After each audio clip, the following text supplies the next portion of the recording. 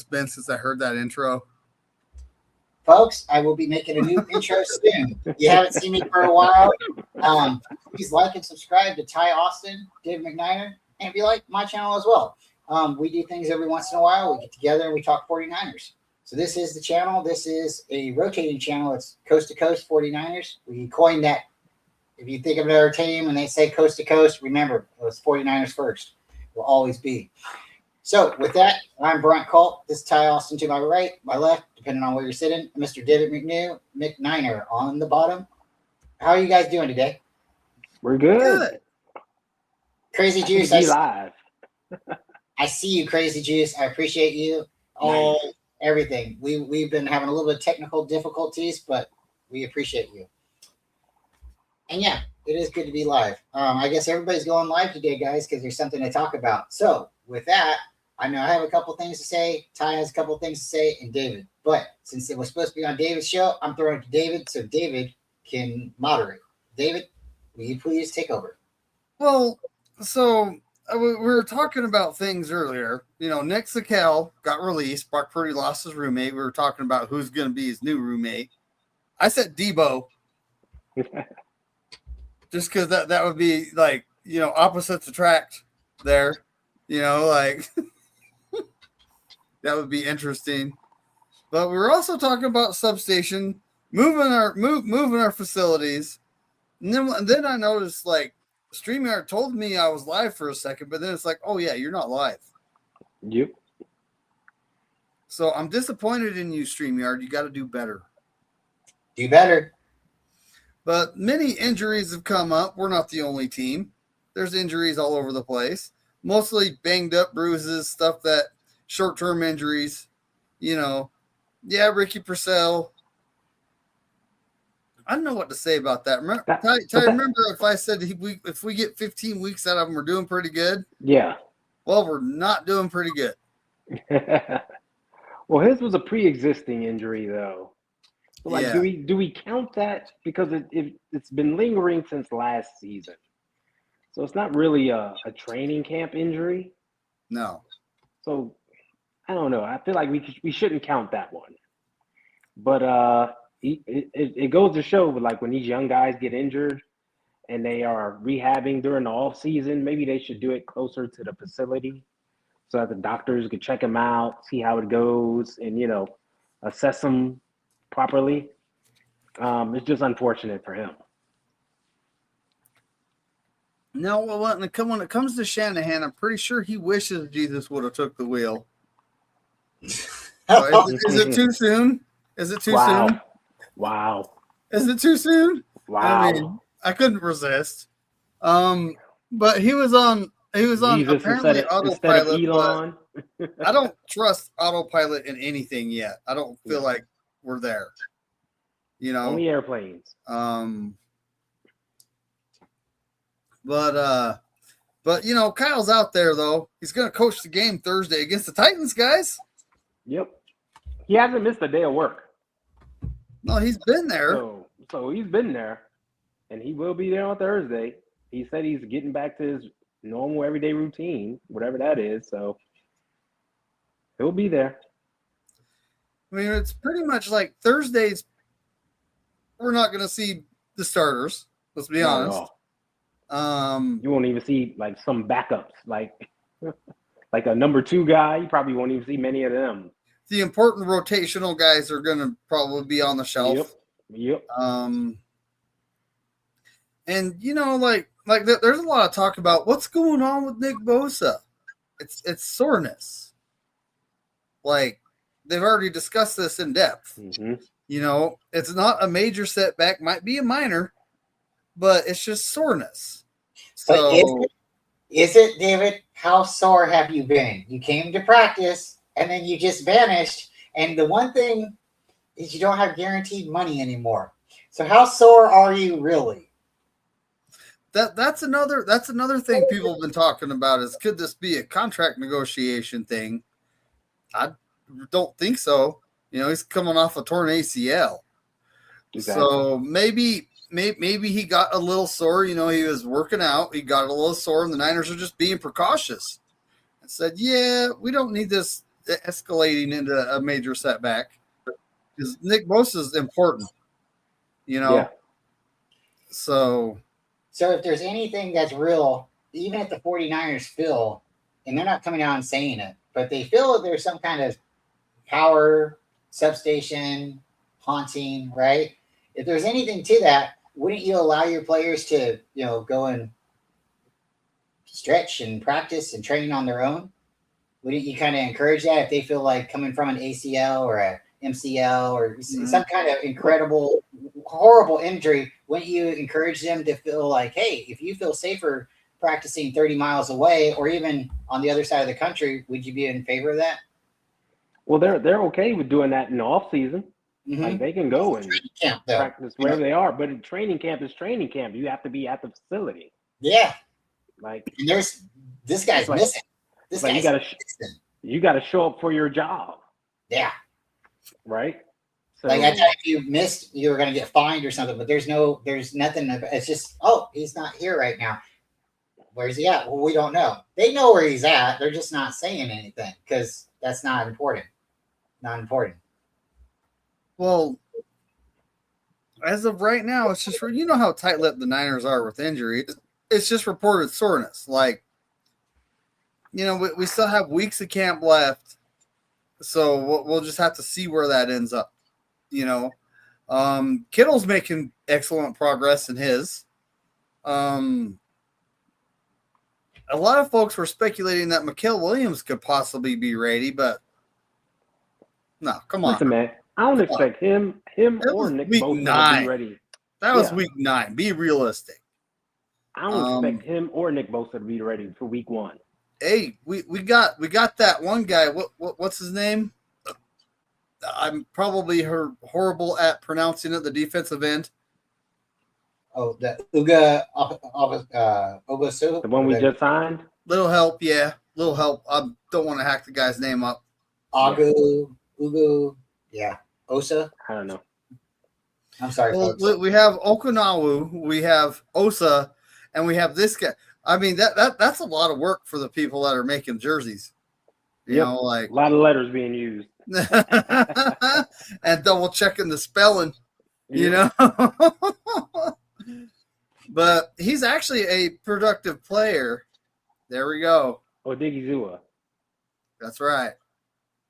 That's why I put on phonics save kids. They save kids there. Put on phonics. That's Hey, I don't claim to be great with names. It's like work. Ask me if I know a guy's name and point at him. I'm probably not going to know it. 100 people work there, like too many. And growing. So you can't expect me to know everybody, right? But there's Tony in the building. What's up? Hey, good evening. So at this point it's just kind of I honestly like Oguzua. I don't know if I said his name right. That's close. Odigizua. I like the guy, as a player. Nice I feel like he's probably going to make the team. Yeah. And, an older, experienced player that I feel like is going to be productive in our system. And, eventually we will get Mikael Williams back. Right? Mm-hmm. As of right now, Grayson Holton had a bruised knee, but he's actually getting back out there. He was back out there already. He wrote some dirt on it. He's like, I'm getting back out there. Yeah. And a guy like Mike Evans, strained his oblique. These guys are all getting in football shape right now. And I have said that I kind of feel like Shanahan practices hard. They do. Do you guys think he really practices hard?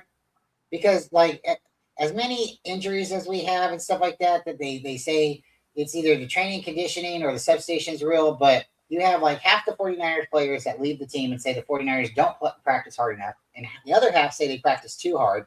And the guys currently on the roster, we've already said it, Nick Bosa hasn't been to practice. There's a lot of other people that aren't there, and a lot of these guys that are injured, 20 of our players are injured. I don't know if they had practiced too. I think they need to start stretching longer. I don't like these like 2 practices and then they all the time we're cutting practices, we're cutting training camps, or we're cutting mini camps and stuff, and we practice too hard. I don't know. Like as much as we get injured, I don't know. Well, and I have heard players say that we practice too hard. The we don't practice hard enough. I don't think I've heard that, but it's possible. Yeah. And it's just like every head coach is different. You know, we're trying to get these guys into football shape. Hey, and that's the whole point of camp. So, and right now we have a bunch of nicks and bruises going on, minus Ricky Purcell for the season. And they did come out and say that had that didn't have anything to do with signing Debo. Bullshit. But isn't it kind of funny too with Ricky Purcell? He's done like everything that the Niners wanted to do, practice around the stadium, consult with the trainers and stuff like that. And then he didn't get the surgery. He took a bunch of pictures on TikTok, didn't get the surgery, and now we're at the training camp, and the guy's got to get surgery because he's having swelling in his knee. So that puts him back because he listened to our training staff. Did they call it the right way, or is that just like unforeseeable? Because it seems like whoever made the call not to get the surgery when he could have got surgery, back in December, January, he'd be ready. He'd be ready right now, right? But he's not ready. Now we're out. Most guys don't though. Like a PCL injury, most guys just take their weight off their legs, sit it out, and it heals. Like we've had multiple people with that injury, and they didn't get surgery, and it healed, and they came back to play. I think his was a different situation because he injured it, let it heal, then immediately re-injured it. And I think they were like, okay, just let it heal again, when they should have went in there and looked further or something. I don't know. I'm no medical expert, but they was like, all right, just let it heal. I just wish they would have been closer together so they could have monitored it like throughout the healing process to be like, okay, what is it now at week 4? How is it doing now at, week 8? And kept it going to make a better decision instead of waiting until camp. And that's the thing, because it's kind of like a car. You go under the hood and you start working on it. You could make it run better, but then you've went into it already. So now you might always have to go back and tinker with it. So I get it, but as crucial as your knee is, and you were having problems all year. Like he didn't play very many games last year at all because of afraid they tear it up, right? So now you have the time, the off season, to go and maybe get it cleaned up. And what's the worst that they're going to do? They're going to, cut open your knee a little bit, look at it, maybe clean it up a little bit, and you're going to be back together. It's going to stop you from being able to take some pictures on TikTok. Like, let's be honest. Like, come on, Well, they said he would have missed the whole year, whether they did it in the off season or not. Like, this takes a year to recover with the surgery. So that's why they opt for guys to not have the surgery and let it heal. So either way, we're looking at not having them for the whole year. Yeah. So it's like you might as well have just done it early so we could have planned for this. And this time we would be able to draft it. Maybe that's why they did draft Sterling. But I don't know. They drafted him because we didn't have an X receiver. Like, we needed an X. We need an X for the future. Mike Evans is good, but like, how many years does he have left? 2, maybe 3. Like, you need one for the future. Like, grab one now, let him learn under Mike, and you have him for the next 10 years. Knock on wood. Hopefully, knock on wood. Hopefully, that's the thought. Like, instead of drafting all these guys that play, the other wide receiver positions, and you hope they can play the X, go out and get a guy who's built for it. So how many games do you think Evans plays? That's a good question. Everybody likes to pick on Ricky. He's injury prone, but Mike Evans has missed games the past few years. So, once again, got to knock on wood and just hope he lasts 17. I don't want to put a number out there because when you put a number out there, then you're like expecting something, right? I'm just wishing and hoping, right? That, because everything that happened with him in Tampa Bay, that's the reason he's really here. It's not because Tampa Bay didn't really want him back. It's because he was injured. Really good player. And yeah, Hall of Fame stats and everything like that. And hopefully we get like another, like you said, maybe 1 or 2 more good seasons out of him. But I kind of think like he looked at the teams that was available and needed a wide receiver and said, well, the Niners don't have a wide receiver, number one, and I can go there. And they got a good chance of making the Super Bowl.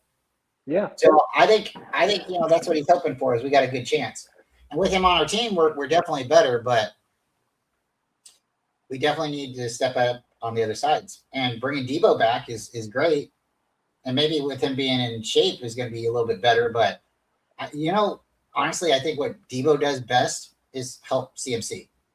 I don't think there's another player on the team that, is because now you're going to have to look at CMC and Debo, and you're not going to know who's going to get the ball. And I don't know, like he's supposed to be our wide receiver, but you guys remember me calling him a wide back and everybody else calling him a wide back. I don't think he'll ever lose that in Kyle's offense. But David, how many games do you think Mike Evans will play this year? Start for the 49ers. I don't know if I want to throw a number out there either, but but the 15 is the shining number. It's kind of cursed though. I'm hoping for 14. Yeah. I'll take that. 14 be available for the playoffs. I'll take it. Yes. That's the big thing, him being available for the playoffs. I will take that. Guys, we're here for a little bit. Anybody in the chat who wants to ask a question, throw out a question because we're only here for a couple more minutes. I have 2 more questions I'd like to ask both of these guys. Put it out there. And this is one of those questions that you guys don't want to necessarily ask or be going too much on because everybody talks about it. But I haven't been around. Has Brandon Ayuk played his last snap in the NFL? I'm going to start with you, Ty. In the NFL, I don't know.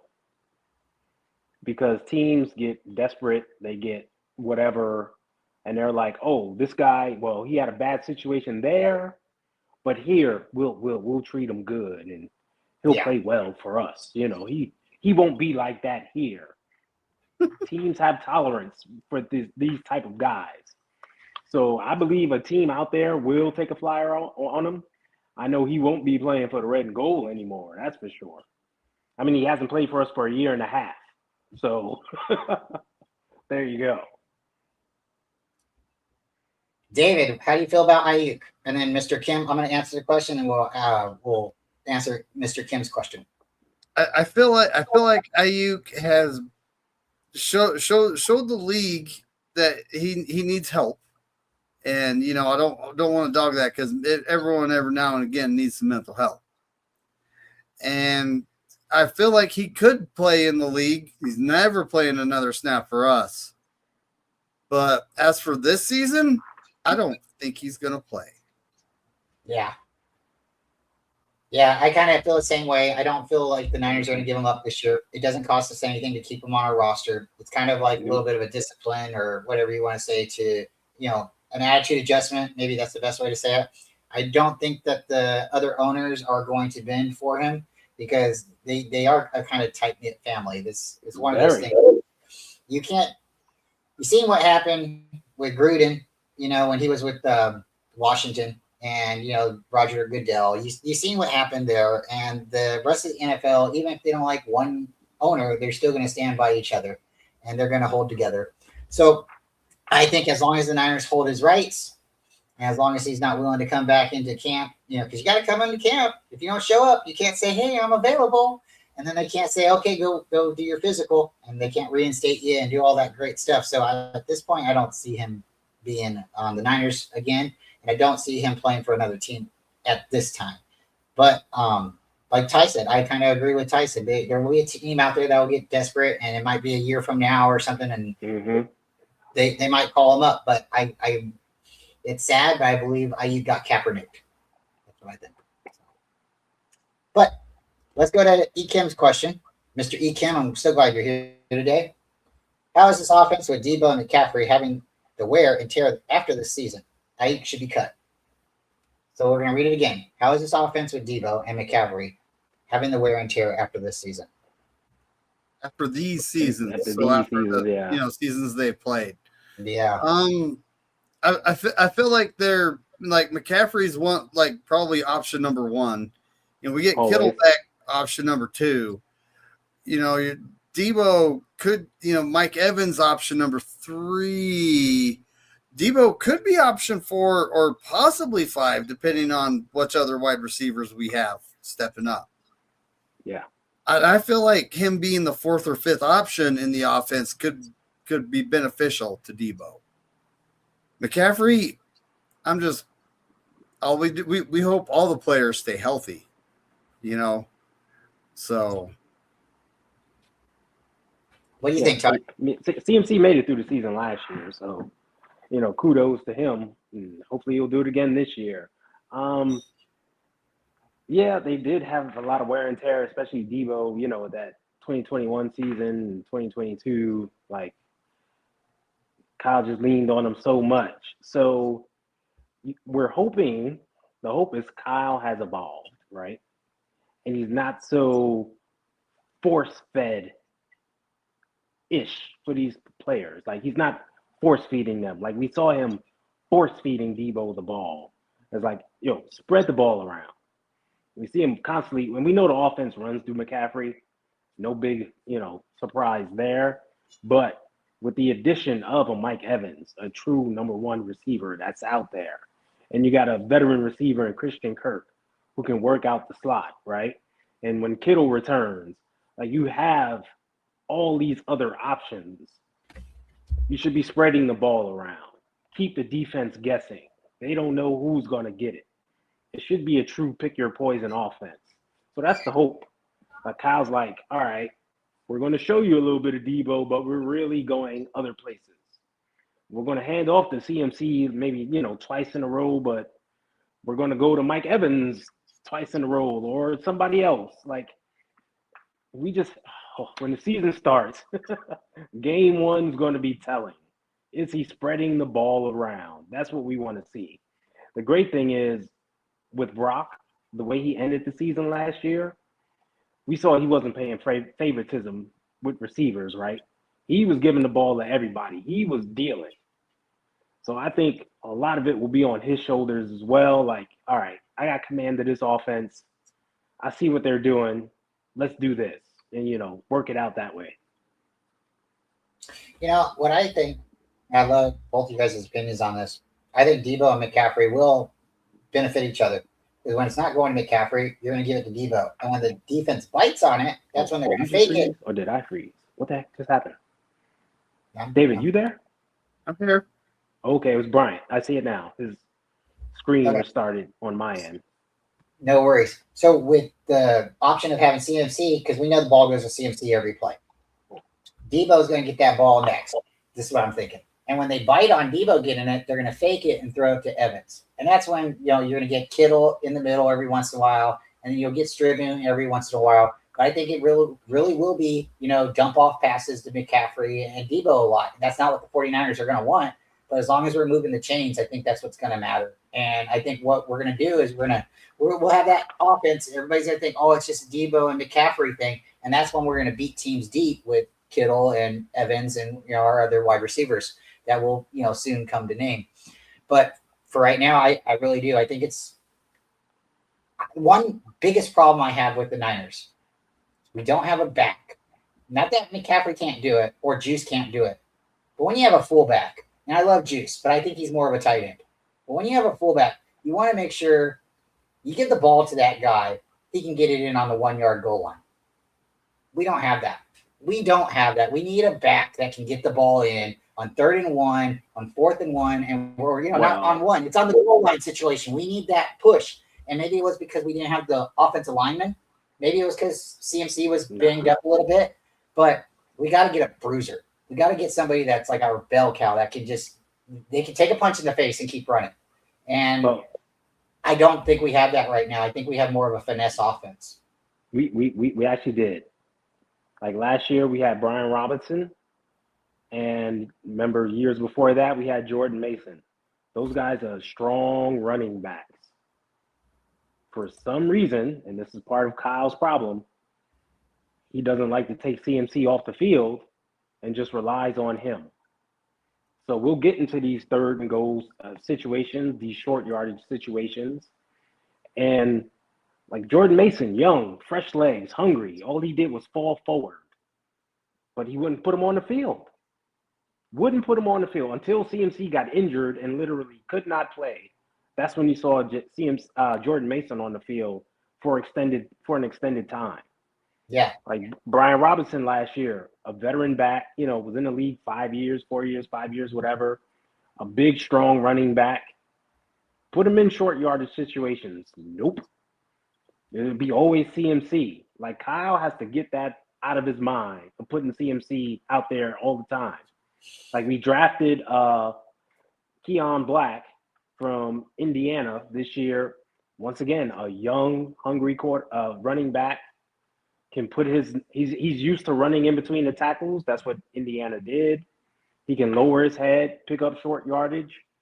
Will Kyle use him to simply go out there and get a yard? You're running up the B gap. Go get a yard. How hard is that? Instead, it's like CMC, go out there and get banged up again. Like Kyle has to get out of his own way. I really liked it when we had the three-headed running back attack. I know people don't like Jimmy Garoppolo, but when we were running 10, 15 minutes out of a quarter, we were winning. And I don't care. We were only winning by 28 points or 24 points. I don't care. We were winning. The other team was scoring 10 points maybe. I didn't have a problem with the 49ers offense, but we didn't have that big, sexy splash plays. And that's what, a lot of people want. But I do feel you, Ty. We got to rotate CMC in a little bit. He needs to, become more of a decoy because when he does get the ball, he will be more explosive. There's things that we have to do. David, what's your final thoughts? Because I know we got to get out of here. Folks, we got here a little late today. And with everything happening, hopefully I'll be able to make our next show. I think it'll be on Ty's channel, or maybe David's. We'll let you guys know. Keep your eyes out on the We'll come back to David's. Yeah. I already hollered at StreamYard. So yeah. If you guys got any words for StreamYard, please send them their way for us. We love StreamYard, but today they failed us. But with that, David, what's your final thoughts on the Niners' early training camp reactions? And well, with the guys getting banged up, we're going to get a good look at all the young players. So, we're going to get a good look at Stribling, Watkins, Cowing. We're going to see these guys on the field playing. And I honestly can't wait for the Titans going up against Robert Saleh. It's pretty much the backups against the backups, but it's still going to be fun.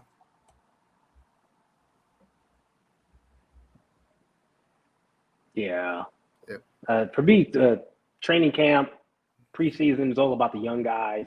Like, I don't need to see George Kittle out there. I don't need to see CMC out there. Screw that. Give me the younger guys, the guys we just drafted. Let me see them get some reps. Let's see how they do on an NFL level. And let's go out there and see if they can make plays. Like, I'm really excited to see Curtis Rourke, our third-string quarterback, take the field for the first time and throw some passes. Like, I want to see how he's going to operate. Like, because he's really like a Kyle Shanahan type of quarterback, but he's just bigger and a lot stronger than the other guys he's had before. So, like, I want to see how he does. And, like, I want to see Jordan Watkins on the field again and young Dejon Stribling and a lot of these defensive guys we got. So it's going to be exciting. I'm hyped up for this first game on Thursday.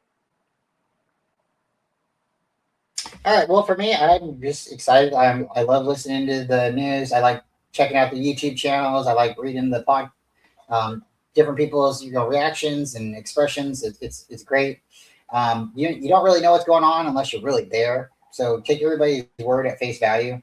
And also remember, when you hear about all these injuries and stuff like that, do your research. Go check the other teams. Pick 4 or 5 teams, 2 teams, and see how many teams, members they are actually reporting are injured. I'm not getting a lot of information when I'm researching that, and what I'm reading is the other teams aren't disclosing that. So be aware, our 49er media is really trying to give you something to listen to. So it's our responsibility to listen to it, but don't react to the noise. It's not all burning skies and fire and everything like that. Exactly. Yeah. Folks, we're gonna get out of here. We'll be back next time. Same bat channel, same bat time. We rotate. You all know that. And with that, go Niners. Go Niners. See ya.